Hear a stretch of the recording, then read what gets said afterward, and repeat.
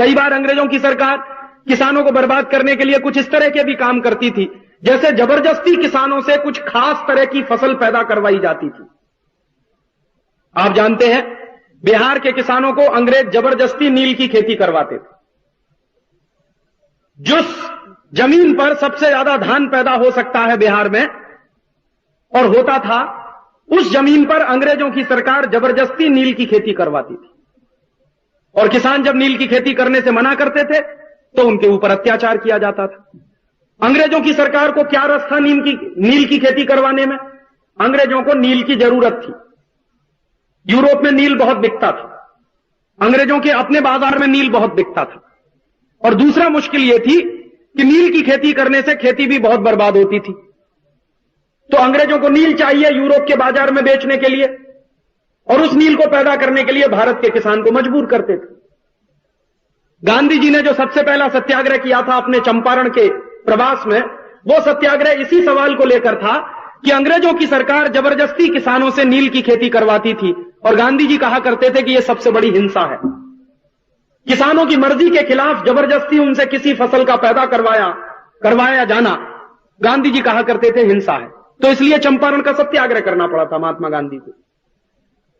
ऐसे ही अंग्रेजों की सरकार ने मालवा के इलाके में किसानों को मारकर पीटकर जबरदस्ती उनसे अफीम की खेती करवाना शुरू किया।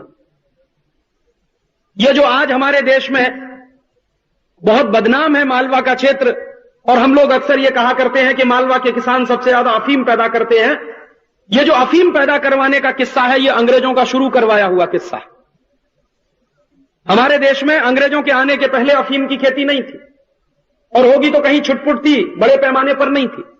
लेकिन अंग्रेजों की सरकार ने मालवा के किसानों को मार मार कर पीट पीट कर जबरदस्ती उनके ऊपर अत्याचार करके अफीम की खेती करवाई। क्यों करवाई? क्योंकि अफीम का व्यापार अंग्रेजों की ईस्ट इंडिया कंपनी बहुत जगह पर करती थी। तो क्या होता था, भारत के किसानों को मारकर पीटकर उनसे अफीम पैदा करवाई जाती थी मालवा के क्षेत्र में। वो अफीम ईस्ट इंडिया कंपनी खरीदती थी किसानों से। उस अफीम को लेकर ईस्ट इंडिया कंपनी चीन में जाती थी बेचने के लिए। तो अफीम भारत में पैदा होता था, ईस्ट इंडिया कंपनी उस अफीम को चीन में ले जाकर बेचती थी, और चीन में ले जाकर अफीम बेचते थे अंग्रेजों के ऑफिसर्स ईस्ट इंडिया कंपनी की तरफ से।